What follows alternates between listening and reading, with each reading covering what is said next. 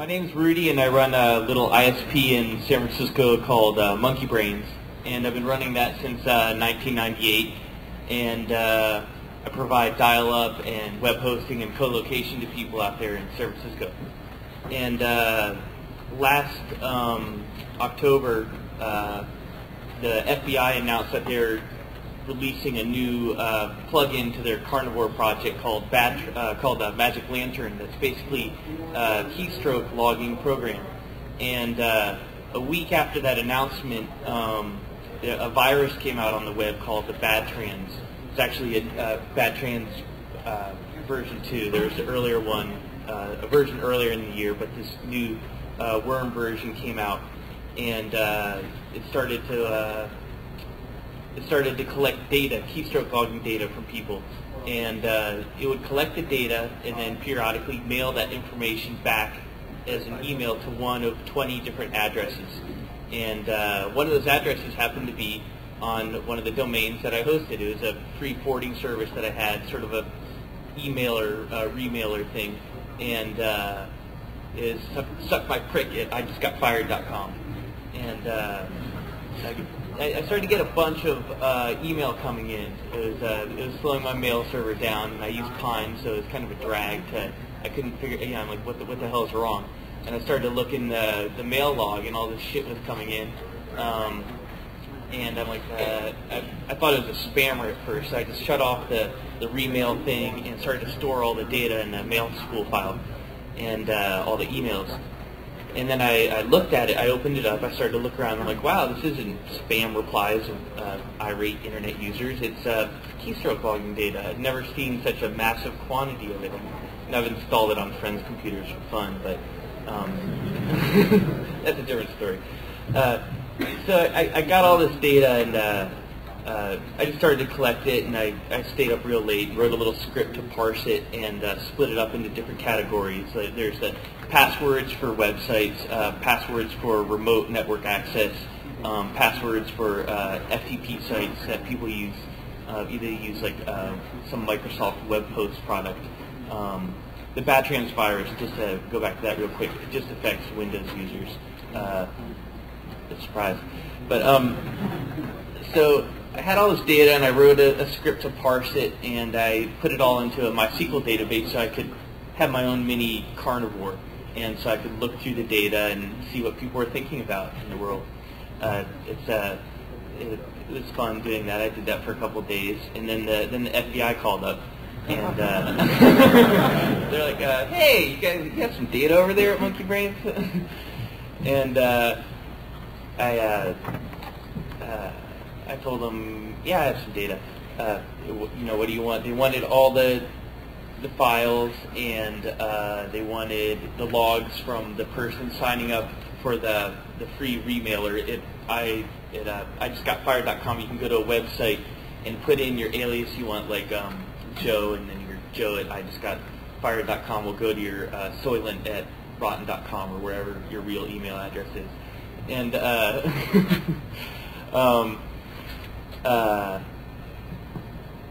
so I started to think about privacy issues, like, wow, there's this data, and I'm looking at it, and it's sort of my data, so I can look at it, but I don't think the government should look at it.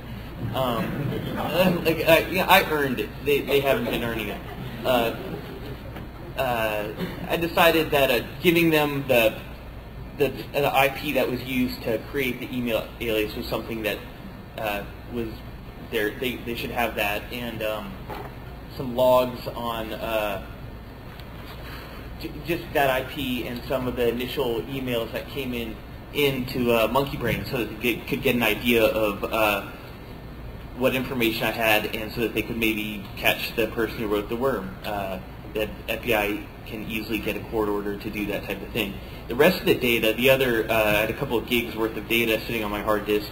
I had to turn off the data collection because it was starting to be too much for me. So I collected it for, I don't know, a couple of weeks, maybe 3 weeks. And I got about 1/3 of a million of pieces of email from people around the world, from China, Russia, the U.S., places in Europe. There's no real pattern. It was worldwide. It wasn't like this worm had targeted one country or anything like that.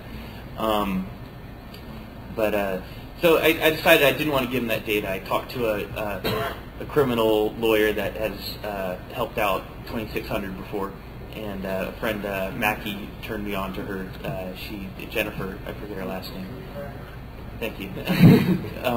But she told me what I could and couldn't do. Like I couldn't just publish all the data that I was getting. I couldn't make that cool MySQL database I'd set up available to the whole world.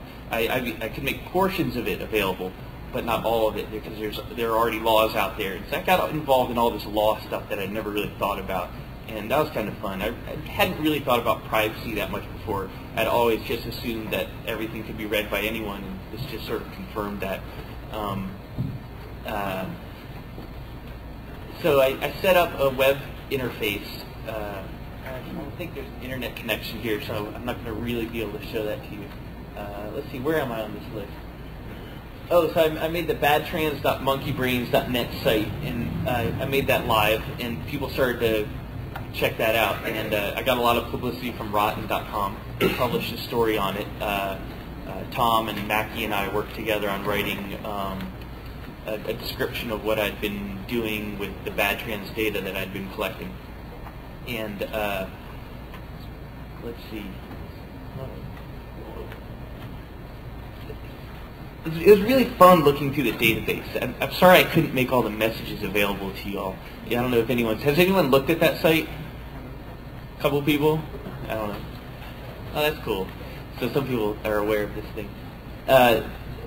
I looked through the messages and just saw that some people, were like looking for other jobs while they were at one job. Other people were trying to make up with girlfriends. Some people were getting new girlfriends. Some people were getting boyfriends, and other people were getting 2 or 3 boyfriends. And it's just this real standard patterns that I started to see. Maybe it's just because when I searched for one term, a lot of things came up, and I'm like, wow, that's really normal. And it was fun. I'd let my roommates come in my room, and they'd search for a word. Like one roommate, thought about it for a second. He's panties, and then like all this like chat porn stuff came up. It would log stuff from chat windows, from Microsoft Word documents that you never intended to send over the internet. It would record everything that you deleted, backspaced over, and then you type something new if you misspelled something. That's how a keystroke logger works, in case people aren't familiar with one.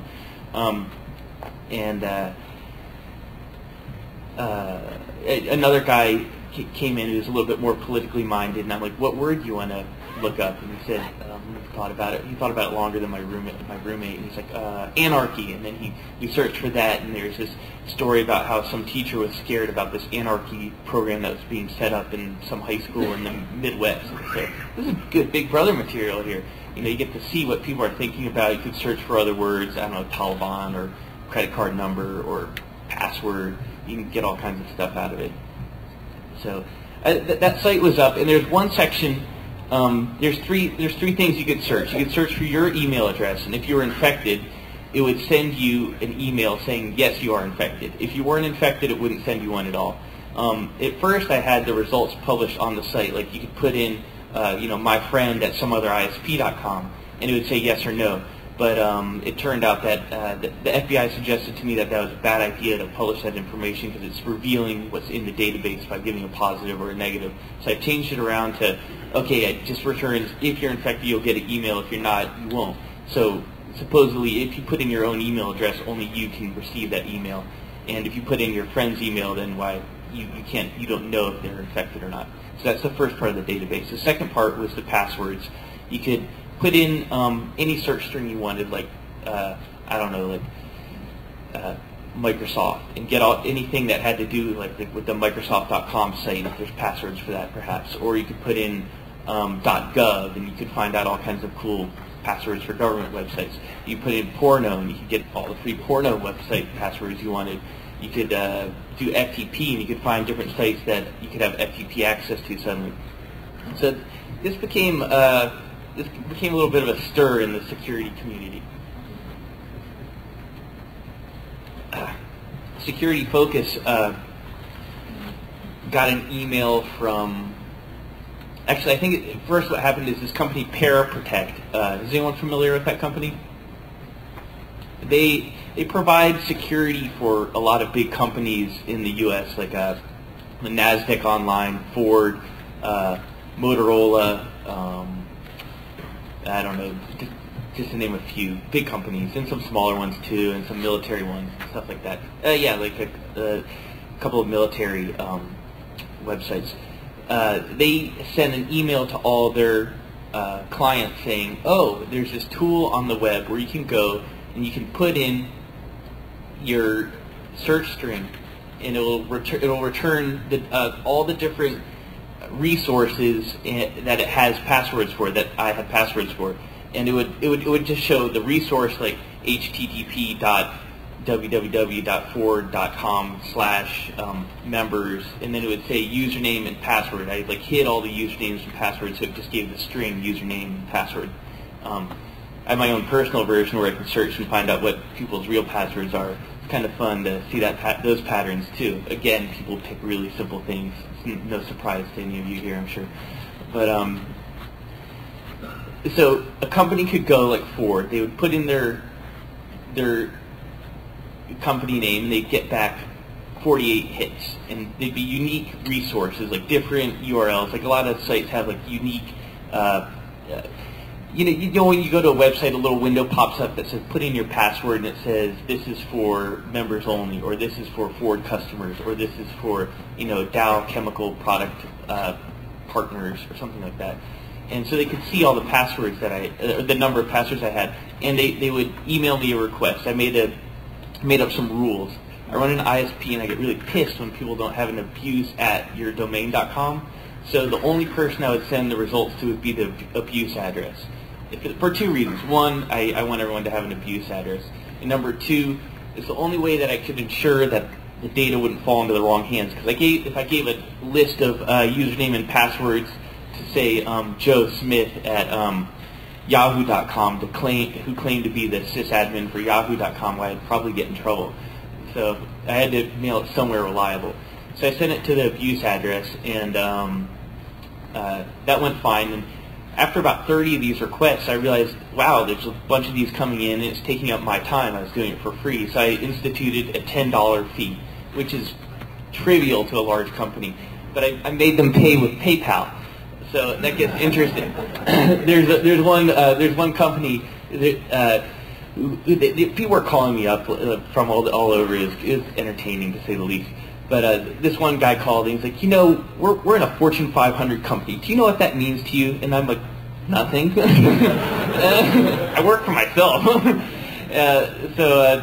think that was the Hartford or something, Hanford, I don't know. They do something with finances. I really don't keep up on those companies. That security guy got really upset that I wouldn't just give him the information. So I'm like, you have to set up a PayPal account, and you have to send $10 to billing at monkeybrains.net.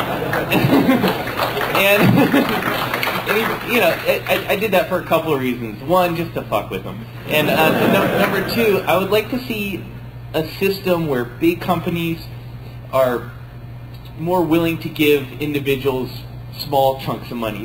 People talk about microtransactions all the time, and how these big companies want to gather little pieces of money from all the people. What about the big companies giving little pieces of money to all the people? It's kind of the reverse. So I was thinking that'd kind of be cool if more people sort of, I don't know, you could call it blackmail if you wanted to, blackmail big companies. But if you do it for a small enough fee, like $10, they're not going to waste their time suing you or entering your legal department. I think a lot of the admins just paid out of their own pocket, but it made them think about it. So that was, you know, that was rewarding for me. I had other people thinking about something that I'd thought about. So no, that felt good. And so I did the abuse, and they had to do PayPal. And I did a couple of trades with some people. I have a DSL connection with Speakeasy.net, and they're great. If you want DSL, I recommend them because they're a smaller company. They're smaller than Pac-Bell or Verizon or whatever. So they're the little We Try Harder company. So their admin gave me a free month in exchange for Pavlik. That's a good deal. And then Playboy sent me 2 issues of Playboy. All right, I'll bend the rules a little.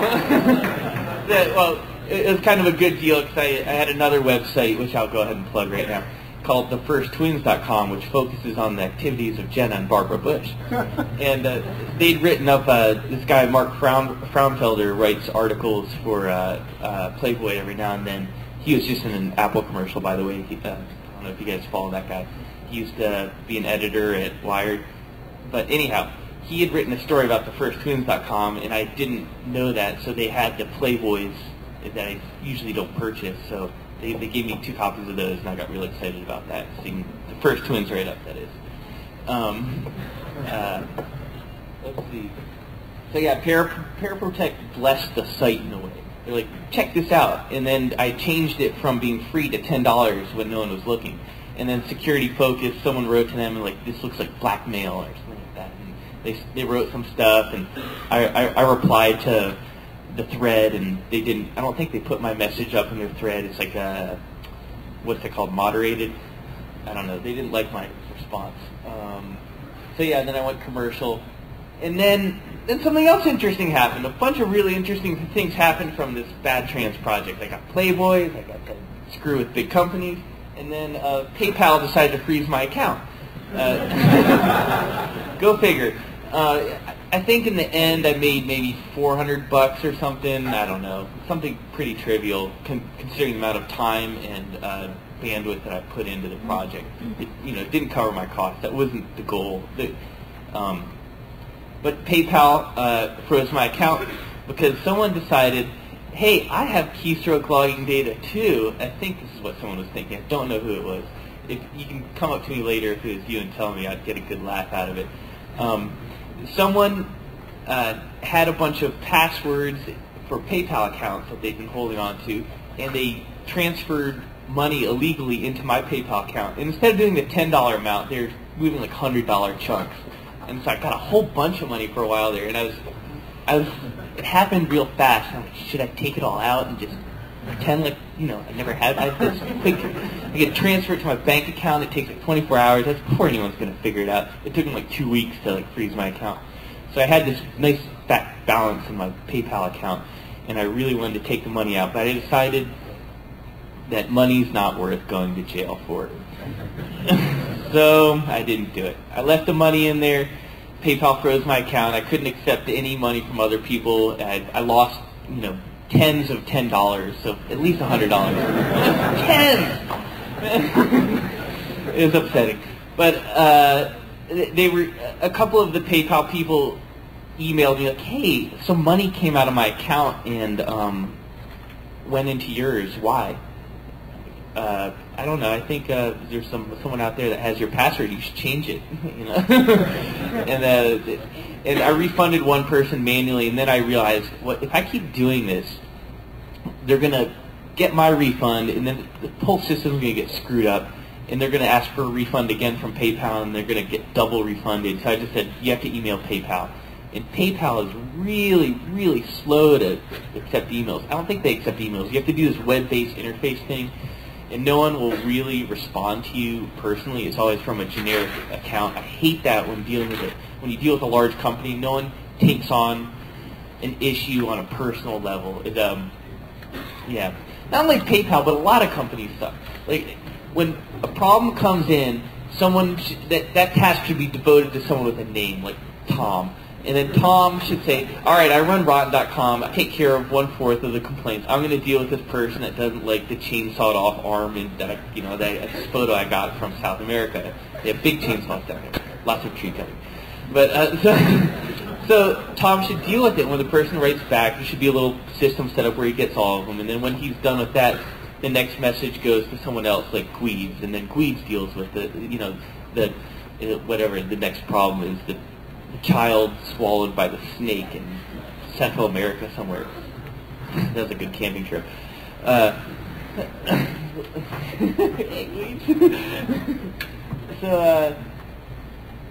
then I told the FBI that I wouldn't give them the data unless they got a court order or that they somehow had the judicial branch step in and have the executive. I was thinking in my head, executive, judicial branch, checks, balances, government, all this stuff I learned in high school, and just a quick aside. I don't know if you guys saw this. About 2 weeks ago in the New York Times, there's this chart on the Homeland Security front, how they want to reorganize it, and they have all these little 3-letter acronyms and how they're all arranged. Did anyone see that? That was pretty cool. But it turns out the FBI is right below the judicial branch. I didn't even think of that. Investigation, Federal Bureau of Investigation. So of course the courts are going to give them whatever they want. So the FBI came and gave me a visit. Is 4 guys in suits with shoes and a black SUV. It's so predictable. I pulled in with my car, and they pulled in behind me, and I don't know if they've been following me or what, but they went down the block to another warehouse. I work in this area where there's a bunch of warehouses, and I have computers in a couple of different ones. They went to a different one. I'm like, those guys don't look like they fit in the neighborhood, but I was in a hurry. There's a server down in the the data center, so I was running in to grab my laptop and to go back out. And right when I'm like going back down my stairs, my cell phone rings. It's my friend Geek Boy, and I'm like, oh, Geek Boy's calling. Rudy, they're here. What are you talking about? I look down the stairs, and one of my roommates is just leaving, and she's like locking the door, and she's like through the glass door. I don't know if he's here, and she looks up at me, and she's like, run!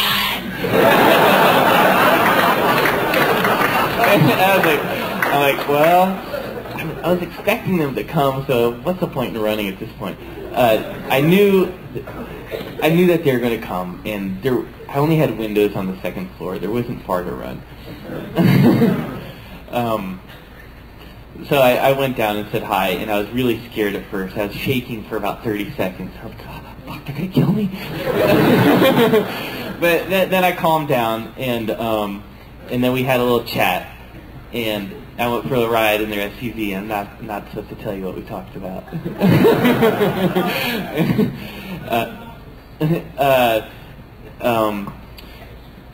We went to the data center. I got to work on the computer that was down. They helped me. I showed up their tech. There's one guy. There's 4 guys. There's one big burly guy. He's like the muscle. Then there's the quiet guy that didn't say anything the whole time. I'll get back to him.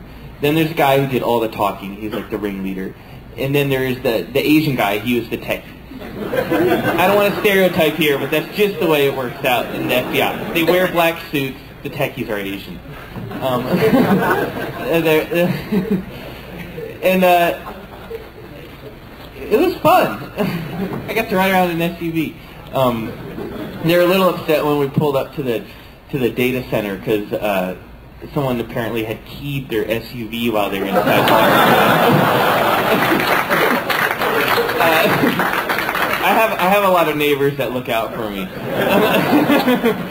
But I don't know what happened. I think they bumped into some construction on the way. There's a lot of construction in San Francisco. The roads there are really bad. I don't really think it was a key. At all. Did they threaten me? They didn't need to. I was scared. No, I wasn't like unholy scared. I wasn't like pissing myself scared. But after 30 seconds, I calmed down. I said, okay, they're not going to kill me. They probably would have already done that. They're just here to talk to me, and it's going to be calm. And actually, it was fun. Like as we started to drive over to the data center, which is just 3 or 4 miles from where I live and work, we chatted about the data, and I told them I don't think you guys should have this, and they're like, well, we think we should have it. I'm like, okay. And I told them my rationale that the data it's private keystroking stuff from people all around the world and from the U.S., and it's not stuff that people intended other people to read, especially the government. There's like a and they're like, well, it might help us catch the culprit. I'm like, well, I gave you the IP address that signed up for the remailer, for the remailing, for the free alias thing, and the email box that it was going to some Yahoo account. Oh, this is something else real quick. I don't know if do you guys want more tech detail? Do you like that? Okay. All right. Let's see. Okay. Did you give them the data? No comment. take it as a yes. Thank you. All right. So all the email, the remailing stuff, that's in a different MySQL database. I set up a little script for my customers so that you can have free email addresses on your the web. If you host a website with me, I have like 100 websites or something that I host, maybe 150. I don't really keep track. I'm really bad at business. I'm good at the tech, and so I went into the database. I'm like, this guy is causing me all this trouble. I'm gonna erase the record. I'm gonna go into the Etsy mail file and put in an alias so that suck my prick goes to the SMP mail spool file. And I started to collect all this stuff, and it was really cool. And then suddenly it stopped showing up. I'm like, why did it stop? Is the worm gone? Did everyone do Norton update? I don't think so. So in fact, I turned on the collection of data. I'm getting tired of leaning over. Hold on. I turned back on the collection of data before H2K so I could get a fresh half gig of stuff. Over like 3 days, I got half a gig more of emails just so I could look through it and find new patterns to talk about. I like setting patterns.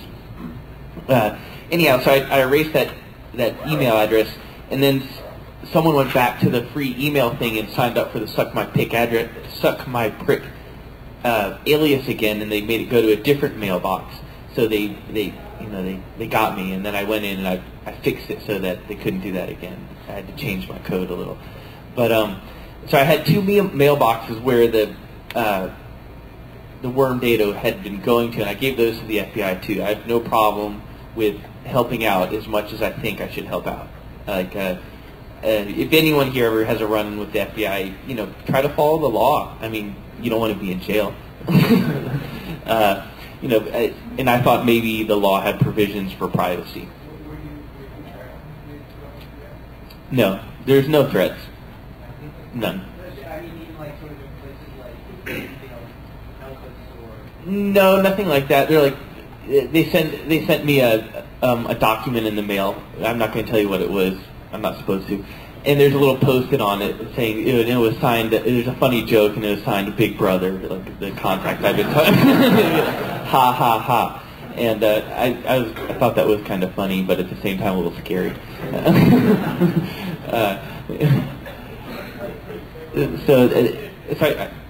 So I turned off that alias. I got that stuff back. Gosh, that's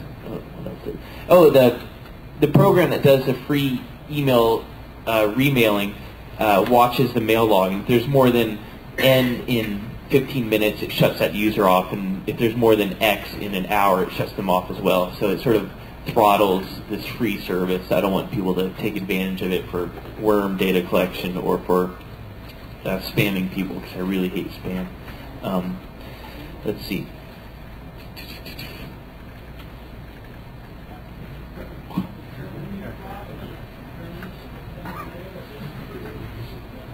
It dumps it into a file for me to see if it's a spam or not. It's a standard practice of ISPs.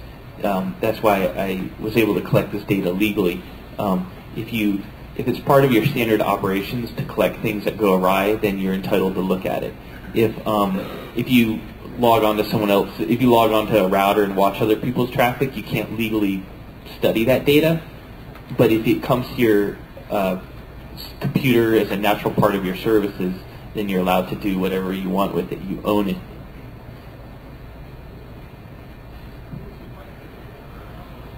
Oh, the quiet guy. Yeah. He was weird. I have two theories about the quiet guy. Thanks for bringing that up. He was either the psychologist, and he was really watching things over, watching my reactions and stuff. And, is this guy nuts? What's up with him? Is he a threat? Or he's the trainee. And I like thinking about this guy who didn't say anything. Was he a trainee, or was he the guy who's making the decision whether they're going to come shoot me next week? that was fun, just to have that eerie fourth party along with them. Yeah, the muscle guy was huge. They all had guns, I think. I don't know. I didn't really see bulges, but I wasn't looking. I don't look for bulges in guys. What can I say? Let's see. Oh, here's something else interesting. I searched for BadTrans in the message database, and there's thousands of results of people emailing each other. I had this horrible virus, worm, Trojan horse, keylogger thing, and you probably got infected, but I got rid of it. Don't worry about it. And I just checked the last week, and people are still typing the same thing. People are, by and large, similar, privacy scarce. Corporate workers can be schmucks. I talked about that guy who told me he was a Fortune 500 guy. And the FBI are not superhumans. I don't know. Their techie wasn't brilliant.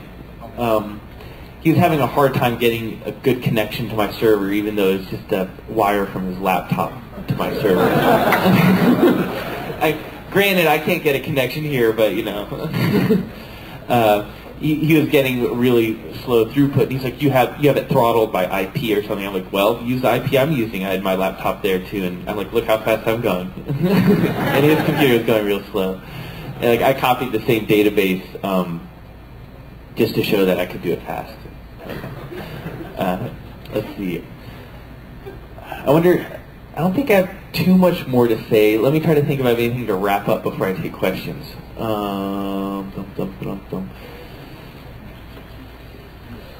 Okay, anyone have questions? You can come up to the microphone, or you can just yell it out if you're loud. Yes? The OS on the techie's laptop was some version of Linux. I was running FreeBSD.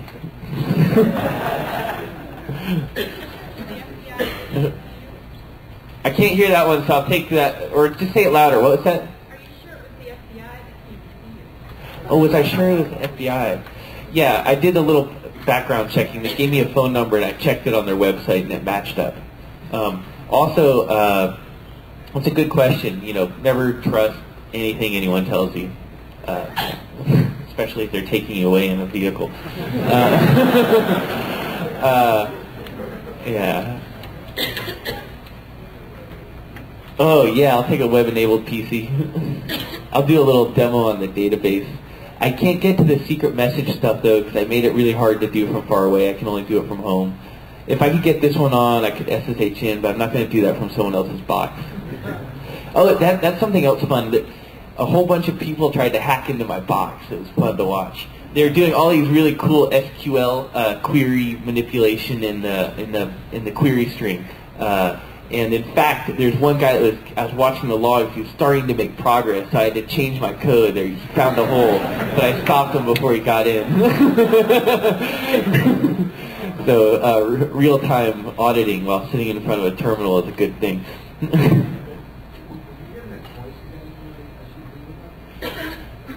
I had to go to the data center anyways, and I'm like, do you just want to give me a lift? And they're like, yeah. And I'm like, all right. I thought it would be fun. I mean, shit, what was I going to do? Drive my own car and have them follow me? And my car sucks. I have an old VW Bug. They have plush leather seats. And they had a picture of me up in the front seat. It was kind of cool. The picture was from the Bay Guardian, a weekly in San Francisco. There had been an article on me withholding the data from the FBI the previous week, and they had a copy of that article in their car. Yes, right there? Look at your website. Oh, by the way, thanks for being so cheery. Like part of the family. Thanks. I have your website. I looked at some. That data still available for us to view and all that. I didn't quite catch all that. Yeah, you can still see if your email's infected, and you can still put in, the question was, is the database still up? Can you query it? Yes, you can still query fractions of it, but I still can't make all of it available because I might get sued for libel, I think. If anyone's a really good lawyer out there and they want to defend me, I'll put it all up, whatever. But my understanding is that I can't put some of the data out there because there's already court cases that have happened that would get me in trouble. Like, I couldn't publish the usernames for those URLs that had been compromised because that's half of an access key. You need a username and a password. If you publish half, you can go to jail. So I didn't publish either half, but I published the publicly available resources that had been compromised. In other words, the URLs or whatever. Yeah. What can we do that would be tough? Well, you go in there and you can like see how many different sites got hacked. You could put in like dog and see that all these dog sites had been broken into. You could put in like, I wonder what kind of people get worms. Is it the kind of people that look at porno? Yeah, it is. So you put in porno and there'd be like the most results. And then you could put in like, I don't know, something else. You put in security focus and you wouldn't get many results. And then you put in .gov and you get more results. So, you know, that no, I can't. There's a sample up there. I want to show you, but I can't. Maybe if that, is that laptop working? Well, like, just give me that Ethernet wire. Let me see if I can really quickly get onto my server and change the IP that's allowed in. I'll just change it to any for a little while. My wireless card isn't working here, so I need a... Oh, you fixed the wireless. Let me see. Oh, I don't think I got the kernel thing loaded up right. Oh yeah, I got to meet the Secret Service too for the site on Jenna and Barbara Bush. People in my neighborhood are like, why do these guys keep coming by? that was a funny story. Like the Secret Service guy came, or two of them apparently. They look more like football players, both of them. They don't mess around. So the two Secret Service guys came and I wasn't around, and one of my neighbors was out in the street, and they, okay, cool. Let's. So the two Secret Service guys came and they knocked, and no one was there, so they slipped a card under the door that said, "Please call." And then they were walking out, and one of my neighbors was there, and they're like, is Monkey Brains located here? He's like, oh, are you looking for Rudy? And we're like, yeah, what's his last name? He's like, I don't know. So it's good that I live in a neighborhood where people are just, Paranoid. whatever, you know, dubious of the, yeah, not trusting of much. There's a lot of tweakers there, too. I live in like a scrap metal mecca.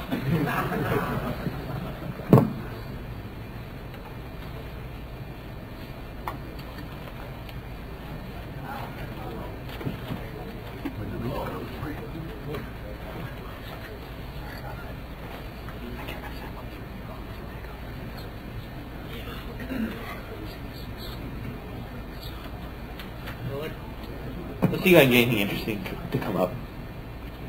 I don't think I can do the messages. I wanted to show you guys, but I couldn't get the connection to work on the second floor. The network down there sucks. Too many hackers.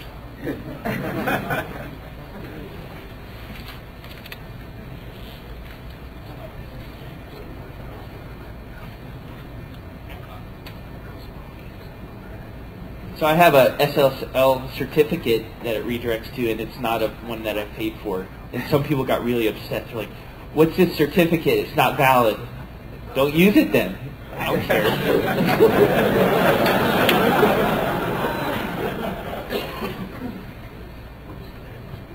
So this is the version where you can't see the good stuff. Because it's just, I'd have to SSH in, and I won't do it from anyone else's machine. Because I'm crazy.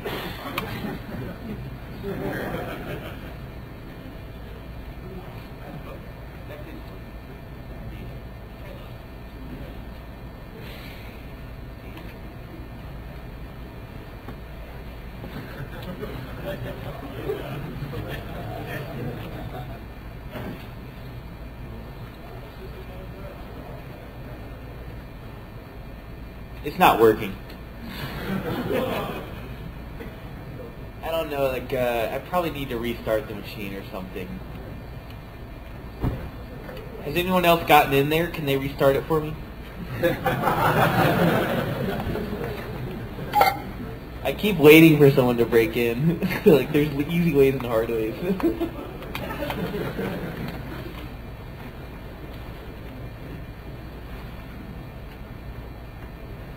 So here's like the BadTrans worm got written about in the register somewhere in England. I don't know.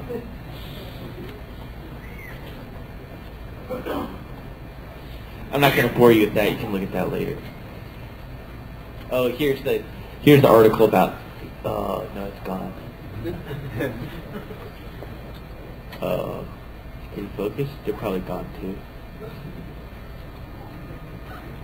Yeah, they're gone. Oh, the Secret Service. They just wanted to talk about why I was running a site that focused on Jenna and Barbara Bush, and I told them that I was just interested in the site. Let's look at that site. Fuck this tech stuff.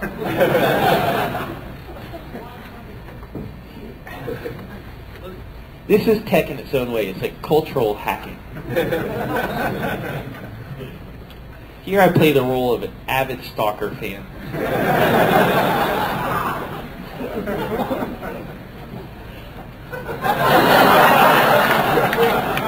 I can talk for about 5 hours on this topic. Let me try to make the font bigger.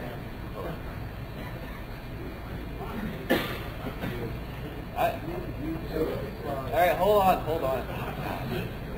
Alright, I'll just show the pictures. I can talk, I can read everything I know by heart. Okay, so this picture started it all. So we're diverging from BadTrans worms to adolescent drinking. Here's Jenna at a frat party. This got published in the National Enquirer. Let's see, in the end of 1999. And my father cut this out and emailed it, or he snail mailed it to me. And I saw this picture, and I'm like, goodness, this would make one of those great websites that everyone emails around to each other. It's like, check out this site that I saw. And I've always wanted to make one of those pop hit sites. So I saw this, and I'm like, this seeded my idea to make a whole site just dedicated to watching every move of the president's daughters. And sure enough, it was Yahoo Pick of the Week once, last year or something. So there's Jenna. This picture is magnificent. There's cigarettes in hand. They're not dropping them. She's like having a good time. There's beer that's not getting spilled. And there's other people watching, drinking beer out of mason jars. I'm not from Texas. I don't understand. But I understood enough. So that started that. And there they are at the, I don't know, that's the Republican convention, I believe. I don't know what that is. The family, this is back in high school. Okay, here she is with her high boots. There's an article how some people thought those boots were sexy. All right, here she is dancing at the inauguration ball. I don't know if you guys remember in the news, but her dress slipped down a little bit while she was dancing with her father, our president. Here's one of her boyfriends. He got in trouble for being too drunk. Let's see, what is it? I can't remember. This is a long time ago. Okay, Jenna Bush's boyfriend, William Bridges, was 3 sheets to the wind. It got put in the slammer for 4 hours. Yep. What a face. Oh, here's something else funny. Jenna and Barbara were on Hot or Not, and people got to rate them. And it's funny that their photos ended up in Hot or Not. I don't know. Maybe they were rating themselves. I didn't do it.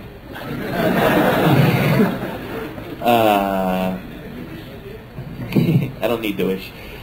Okay, let's see. Let me go to the Hot or Not link. That's kind of cool. I don't know. Has anyone here, raise your hand if you've done Hot or Not. Has anyone entered their picture and got rated? I did it. God, no one's fessing up. I got a 10. Okay, so here are the final ratings. They give you this bar chart that shows you how good you look to the world. This is kind of a cool cultural phenomenon. And whenever something comes up like this, I try to incorporate it into the First Twin site in some way. And so, I picked these pictures because everyone in the news media was saying Jenna looked, I didn't pick these. Someone picked these because Jenna was a lot hotter in the media. And I figured if there were 2 pictures up there, and one was, a woman alone, and one was with someone else, that this woman would get a higher rating, Barbara. This one's Barbara up here. If you don't know this, Barbara here, she goes to Yale. This is Jenna. She goes to University of Texas, Austin or something.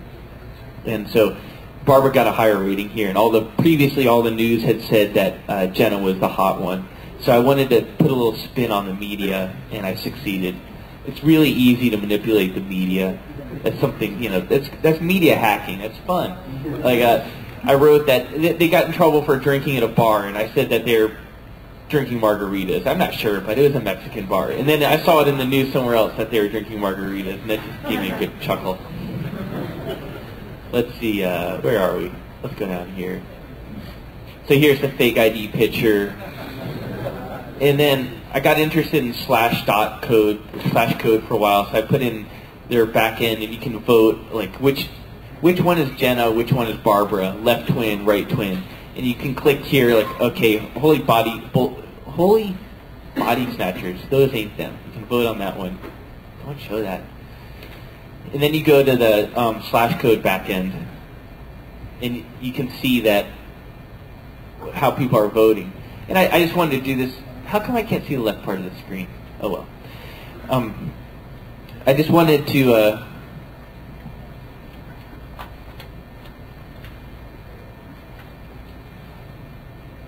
use the slash code software because I thought it'd be fun to try out. And it was fun, but it was too complicated for me, and I just stripped everything out except for the polling software, and I only used that. The Secret Service, they just wanted to say hi.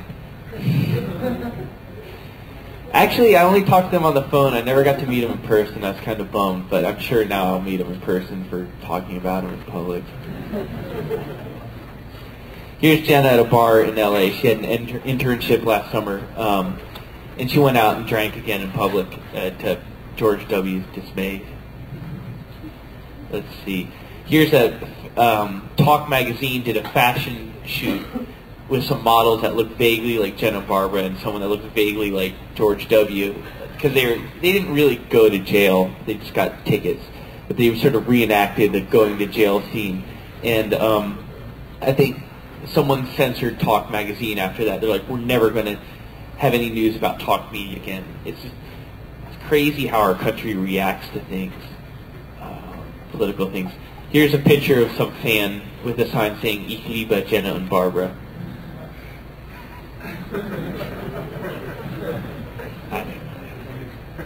Any similarity is coincidental. There's Jenna at a Versace show or something. I don't know, some fashion thing. The cousins started to make a lot of news, so I started to report on them too. It just branches out. There's Lauren Bush on the cover of Glamour. There's Lauren Bush at a Tommy Hilfiger shoot.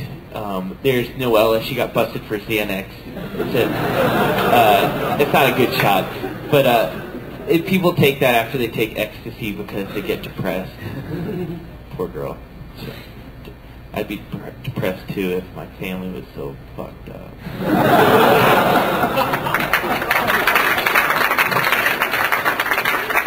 Okay. All right, I'm going to show one last thing, and then... Oh, shit. Yeah, that's what I'm going to show. Face flipper is a good thing to end on. There's a funny story about this, too. Everything sort of links together. If you work on a project and you want to have fun, just try to think of more ways to incorporate things. Like my friend Karen, who does some remote control robotic stuff for SRL, wrote this face flipper thing, and she had it on her site, and so I stole the .java file that she left up there, changed a little, and put in the different people that I wanted to flip faces. Now, Java doesn't work on this laptop very well. Look, I click and nothing happens. Okay. Applets rule. All right. But anyways, that was fun too. She lost her source code for a little while, but I'd taken it off her server, so I was able to give it back. Keep backups. I don't know. Any last questions? Right there? Yeah, just want to comment about PayPal. It may have been just incompetence why it got messed up, because I had a PayPal account, and they screwed it up so badly I blew them off and got my own merchant account. Yeah. I didn't really want to tie a merchant account into dubious activities. Too close to home. PayPal is better for laundering money. Or so I've been told. Okay, good. Oh, let's see. I've got some Daily Rotten mouse pads. With there's the article about the FBI wants worms pilfered data. And then I got some rotten.com magnet. Throw harder!